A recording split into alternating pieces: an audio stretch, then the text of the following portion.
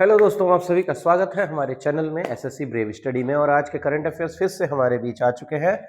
जैसा कि आप देख सकते हैं, आज तारीख है 8। तो आज 8 अप्रैल के आज हमारे पास करंट अफेयर्स मौजूद हैं। देखते हैं थोड़ा। देखिए आज के बड़े मुद्दे हमारे बीच आएंगे। 30 टॉप करंट अफेयर्स हैं जो परीक्षा में पक्का आएंगे ही आएंगे। 8 अप्रैल आज की तारीख के आपके करंट अफेयर्स जो हम अब शुरू करने जा रहे हैं। चलते हैं।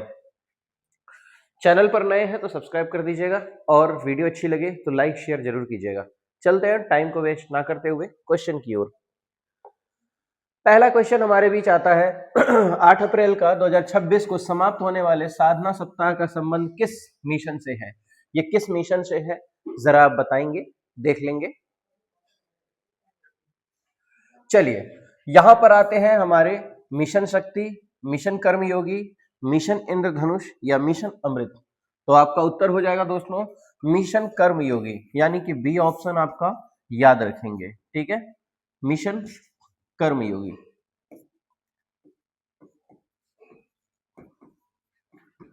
मिशन कर्मयोगी को बिल्कुल याद रखना है, बहुत ही इंपॉर्टेंट क्वेश्चन हमारे बीच है। ठीक है, अगले प्रश्न की ओर चलते हैं। नेक्स्ट क्वेश्चन देखते हैं क्या है हमारे बीच। क्वेश्चन नंबर 2, आईपीएल इतिहास में 200 विकेट लेने वाले पहले भारतीय तेज गेंदबाज कौन बने हैं? बहुत ही इंपॉर्टेंट, बहुत आप क्रिकेट देखते होंगे, जरा इसका जवाब देंगे कि इतिहास में 200 विकेट लेने वाले पहले भारतीय क्रिकेट जो है कि तेज गेंदबाज कौन है? जसप्रीत बुमराह, मोहम्मद शमी, भुवनेश्वर कुमार या अर्शदीप सिंह। तो आपका उत्तर बताएंगे क्या होगा? इसका उत्तर होगा आपका दोस्तों सी, भुवनेश्वर कुमार। ठीक है, बहुत ही इंपॉर्टेंट क्वेश्चन है आज के, एकदम धमाकेदार। बने रहिए चैनल के साथ, बहुत ही मजा आने वाला है आगे। ठीक है, अगला प्रश्न देखते हैं। देखिए अगला प्रश्न,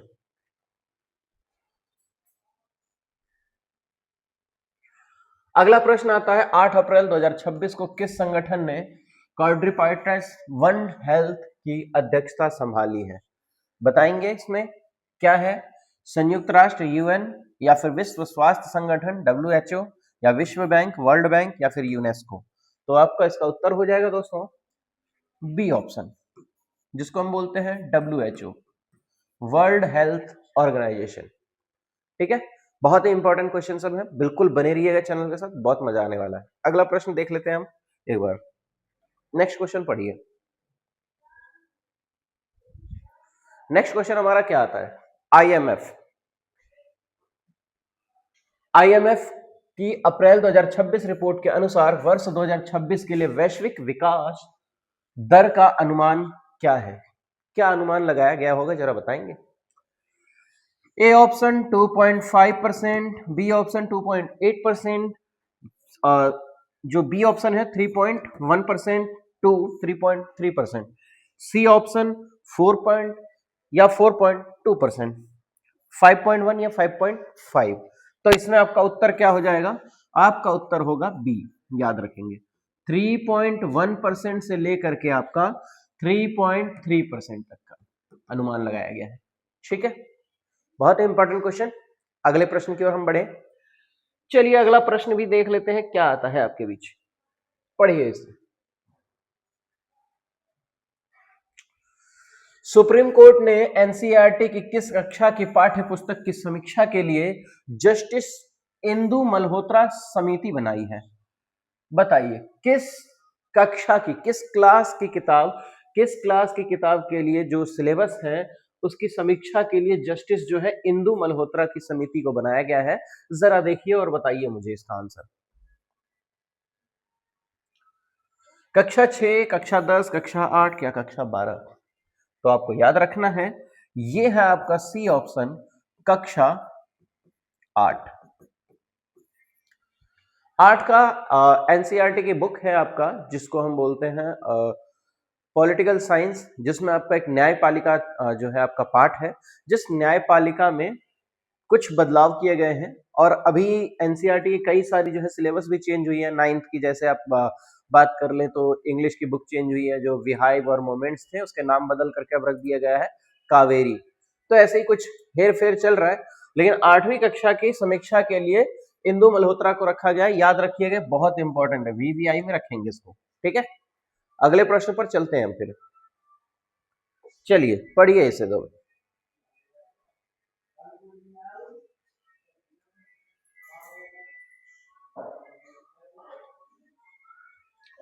भारतीय रेलवे ने अहमदाबाद और किस डिवीजन के लिए 398.36 करोड़ ऑप्टिकल फाइबर्स प्रोजेक्ट को मंजूरी दी है, बताइए। Option A Vadodara, B Ratlam, C Mumbai या डी राजकोट। तो आपको इसका उत्तर देना है बी, यानी रतलाम के लिए ये है, ठीक है। वेरी इंपॉर्टेंट क्वेश्चंस है। आप अगर इसकी पीडीएफ चाहिए तो आप मुझे कमेंट बॉक्स में कमेंट कर दीजिएगा, या फिर आप हमारे इंस्टा हैंडल पर जा सकते हैं एसएससी ब्रेव स्टडी के, आपको उसके कमेंट मिल जाएंगे, ठीक है। चले अगले क्वेश्चन पर चलते हैं। 8वां प्रश्न पढ़िए इसे।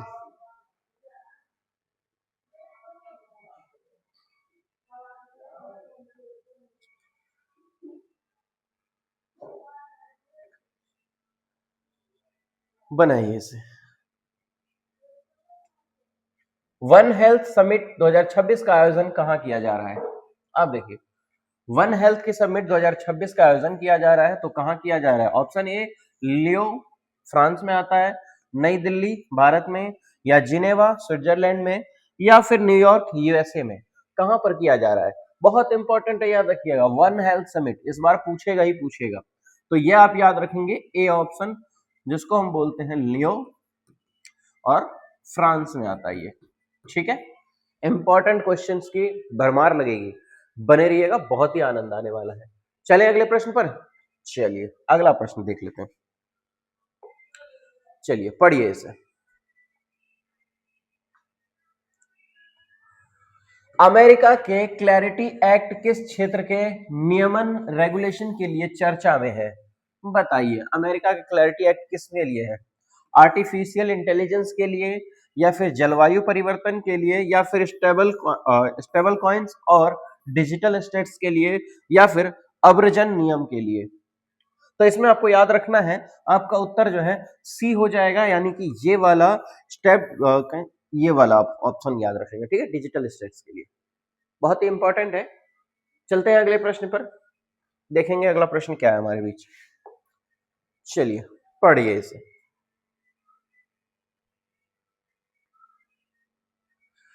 तेलंगाना के कितने स्कूलों में स्कूल टू स्टार्ट अप नवाचार पहल शुरू की गई है? बताइए, ए 200, बी 379, या सी 500, या डी 1000। तो आपका उत्तर बी हो जाएगा 379, ठीक है। कितने स्कूलों में?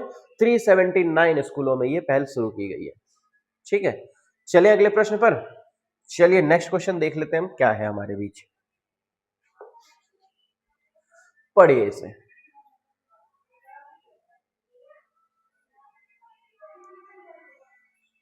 देखिए क्या है, उन्नत कृषि महोत्सव 2026 का आयोजन मध्य प्रदेश के कितने जिले में किया जा रहा है? बताइए जरा।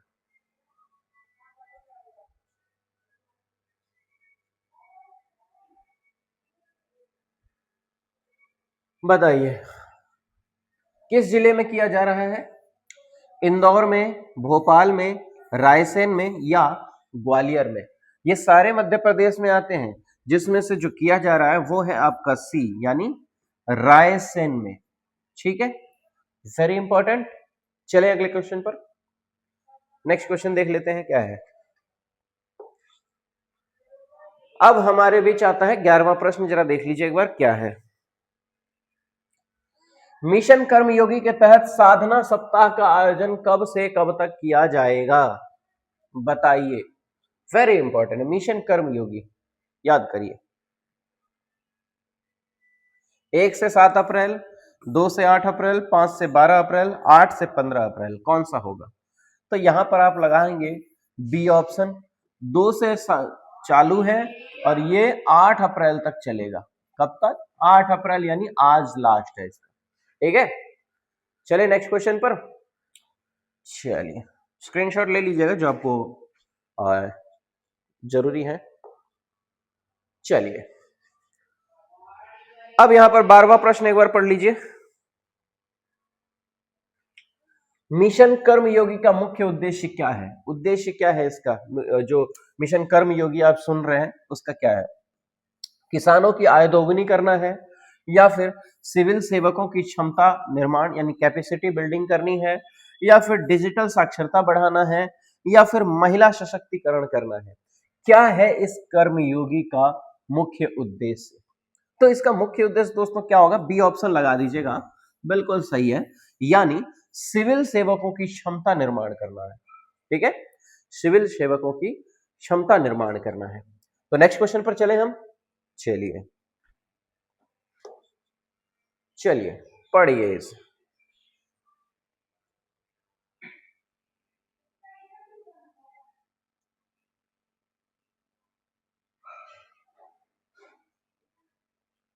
बताइए, क्वाड्रिपार्ट समूह में WHO के अलावा अन्य सदस्य कौन कौन है?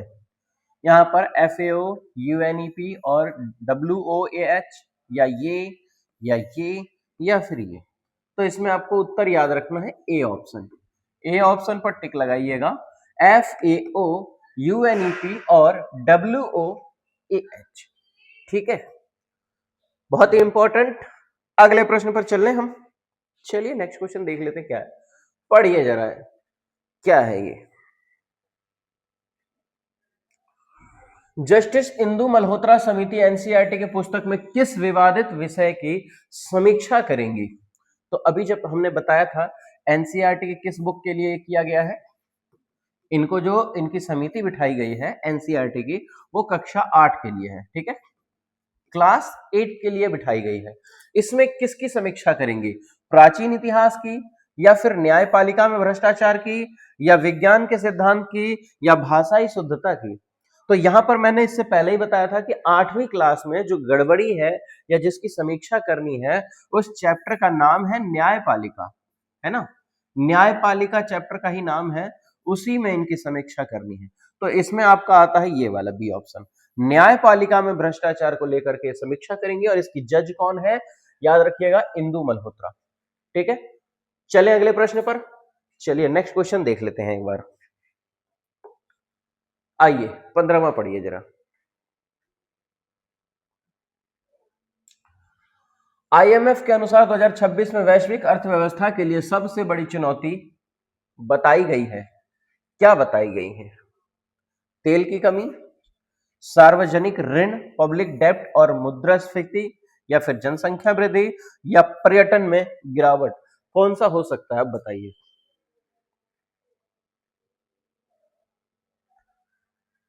ये आपका बी ऑप्शन लगा दीजिएगा, बी ऑप्शन आपका सही हो जाएगा, सार्वजनिक ऋण, पब्लिक डेब्ट और मुद्रास्फीति रह जाएगा। ठीक है, अगले प्रश्न पर चले हम। चलिए नेक्स्ट क्वेश्चन देख लेते हैं। आइए पढ़िए इसे।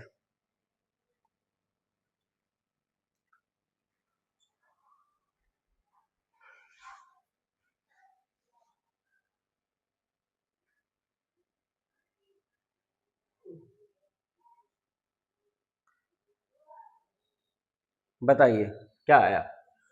भुवनेश्वर कुमार IPL में 200 विकेट लेने वाले कुल कौन से भारतीय गेंदबाज हैं? पहले, दूसरे, तीसरे, चौथे, कौन से होंगे? बताइए। तो याद रखिएगा, यहां पर दूसरा ऑप्शन होगा, दूसरे नंबर के हैं। ठीक है, बहुत इंपॉर्टेंट है, दूसरे सबसे तेज गेंदबाज है। अगला प्रश्न देखेंगे, पढ़िए इसे।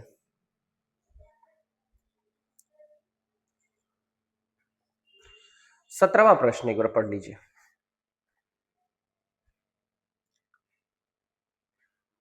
क्या है? भारतीय रेलवे का 398 करोड़ का प्रोजेक्ट किस तकनीक पर आधारित है? जो अभी हमने बताया था, कहां पर लग रहा है? रायसेन में, है ना? नहीं, ये रतलाम के लिए। तो ये क्या है, किस पर ये खर्च हो रहा है? 5G network, optical fibre cable of FC, satellite phone या रेडियो तरंगे। तो हमने उसमें बताया था कि फाइबर्स की जो है ऑप्टिकल फाइबर केबल की, ठीक है, इस पर खर्च कर रहा है, इसी टेक्निक पर।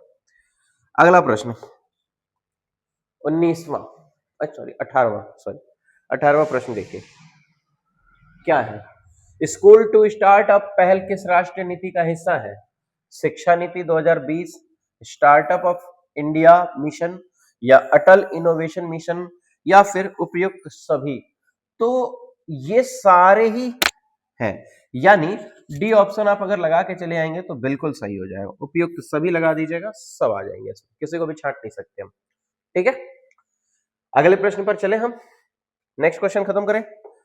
चलिए अगला क्वेश्चन देखते हैं 19वां। वेरी गुड, पढ़िए जरा इसे क्या है। वन हेल्थ दृष्टिकोण किन तीन क्षेत्रों के स्वास्थ्य को जोड़ता है? किन तीन क्षेत्रों के स्वास्थ्य को जोड़ता है वन हेल्थ का मतलब? वन हेल्थ का जो मिशन है या उसकी जो उद्देश्य वो क्या है? इंसान, पशु और पर्यावरण की स्वास्थ्य को देखना, शिक्षा, स्वास्थ्य और वित्त की, या जल, थल और नभ की, या उद्योग, कृषि और सेवा की। तो आप मुझे बताएंगे इसमें से क्या हो सकता है। आप लगाइएगा एक, इंसान, पशु और पर्यावरण, इन तीनों की क्षेत्रों के स्वास्थ्य को एक साथ जोड़ता है, ठीक है। किसका? वन हेल्थ का मीनिंग याद रखिएगा, वन हेल्थ, ठीक है। कोई दिक्कत इसमें? Very good. अगला प्रश्न देखेंगे। अगला प्रश्न देखिए दोस्तों, बहुत बढ़िया क्वेश्चन आ गए,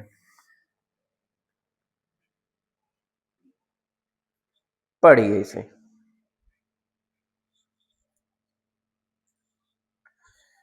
क्या है हमारा? रायसेन में उन्नत कृषि महोत्सव का उद्घाटन किसके द्वारा प्रस्तावित है? कृषि मंत्री, मुख्यमंत्री, प्रधानमंत्री या फिर राज्यपाल? तो बताइए जरा क्या है।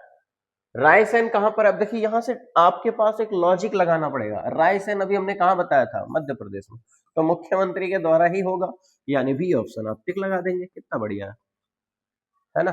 कहीं कहीं पे हमें कहते हैं कि नकल के लिए भी अकल की जरूरत होती है ना। चलिए अगला प्रश्न देखते हैं, आइए पढ़िए जरा क्या है।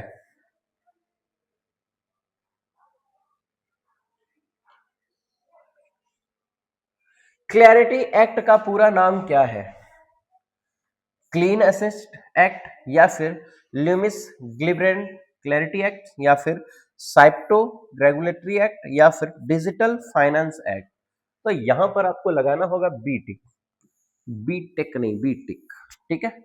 बी ऑप्शन लगाइएगा और ये लगाइएगा Lummis Gillibrand clarity act, okay. Clarity act का पूरा नाम भी पता चल गया।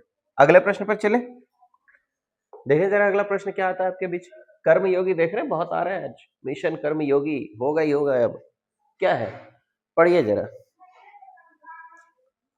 मिशन कर्मयोगी डिजिटल लर्निंग के लिए किस प्लेटफॉर्म का उपयोग किया जाता है? दीक्षा, IGOT कर्मयोगी या स्वयं या ई पाठशाला? तो ये तो बड़ा आसान सा है, कर्मयोगी। कर्मयोगी हर जगह छाया हुआ है, तो हम बिल्कुल बी लगा देंगे और लगाएंगे, लो भैया आपका हम लगा दिए कर्मयोगी। कर्मयोगी भी लिख देते हैं, है ना, इतना जरूरी है कर्मयोगी। चले अगले प्रश्न पर। चलो बहुत बढ़िया, देखते हैं अगला प्रश्न क्या है हमारे बीच। वाह भाई वाह। विश्व स्वास्थ्य दिवस 7 अप्रैल 2026 की थीम के संदर्भ में 8 अप्रैल को क्या चर्चा रही? कल ही हमने पढ़ा था ये, है ना भाई। इसकी थीम, विश्व स्वास्थ्य दिवस कल था और इसकी थीम था क्या? 8 अप्रैल यानी आज को जो चर्चा रही है वो क्या था?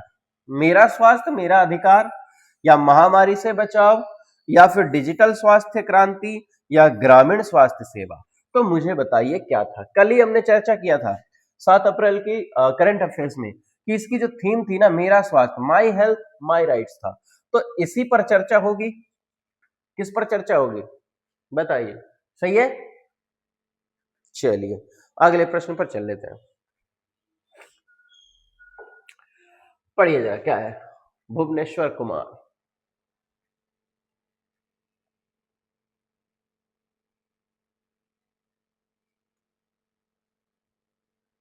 बताइए, भुवनेश्वर कुमार आईपीएल 2026 में किस टीम का प्रतिनिधित्व कर रहे हैं? बहुत ही इंपॉर्टेंट क्वेश्चन आ गया। किसका कर रहे हैं? Mumbai Indians, sunrise Hyderabad, Chennai super Kings या रॉयल चैलेंजर्स बेंगलुरु? बताइए आप, ये आपके ऊपर। चलिए, आपके भरोसे तो लेट हो जाएंगे हम। सनराइज हैदराबाद को टिक कर सकते हैं क्योंकि आप लोग आईपीएल बहुत ज्यादा देखते हैं, इसीलिए इनके आंसर तो आपको कमेंट्स में देना चाहिए। कोई बात नहीं, हम आपका आंसर लगाते जाएंगे। चलिए, 25वां प्रश्न एक बार पढ़ लीजिए, क्या है? आईएमएफ की रिपोर्ट वर्ल्ड इकोनॉमिक आउटलुक वर्ष में कितनी बार प्रकाशित होती है? एक बार, 2 बार, 4 बार, हर महीने? कब होगी बताइए? यहां पर आप कुछ नहीं, बी लगाइए। 2 बार होगी। कितनी बार? वर्ष में 2 बार होती है प्रकाशित, याद रखिएगा, बहुत इंपॉर्टेंट क्वेश्चन। चलिए, अगले प्रश्न पर चलते हैं हम। प्रश्न नंबर 26। ओहो, बहुत इंपॉर्टेंट क्वेश्चन है। एनसीईआरटी का फुल फॉर्म बताइए। चलिए भाई, एनसीईआरटी का फुल फॉर्म क्या होगा? National council of education research and training, या national centre for education and research, या new council of education and research, या फिर national committee for education reforms? तो इसका फुल फॉर्म क्या होना चाहिए, जरा बताएंगे मुझे? तो इसका आंसर हो जाएगा A, national council of education research and training, NCERT. ठीक है, चलिए अगले प्रश्न पर। चलिए देख लेते हैं अगला प्रश्न भी क्या है। वाह, 27वां प्रश्न हमारे बीच। रतलाम, रेलवे के रतलाम डिवीजन का मुख्यालय कहां पर है? भाई, रतलाम डिवीजन का जो मुख्यालय है भोपाल में है, इंदौर में है, या रतलाम में ही है, या उज्जैन में है?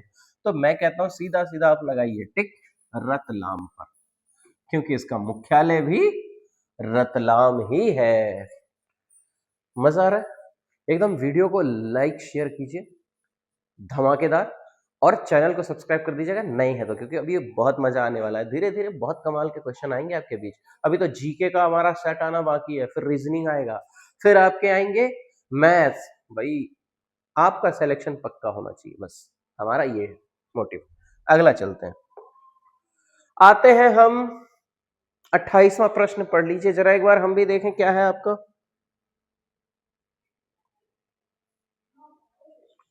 पढ़ लिया? वन हेल्थ सचिवालय की अध्यक्षता कितने समय के लिए रोटेट होती है? 6 महीने के लिए, 1 साल के लिए, 2 साल के लिए, 5 साल के लिए? तो ये इलेक्शन तो है नहीं जो 5 साल के लिए हम इसको रोटेट करें। सीधा सीधा आप लगाइए बीटेक, बीटेक है ना, 1 साल, 1 वर्ष।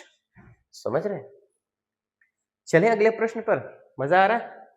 ऐसे ही मजा पूरे देश को मिलना चाहिए, है ना? चलिए अगला देखते हैं। भाई वाह, अंतिम प्रश्न पर हम पहुंच चुके हैं, और इसी के साथ आप इसे पढ़ लीजिए, क्या है पहले।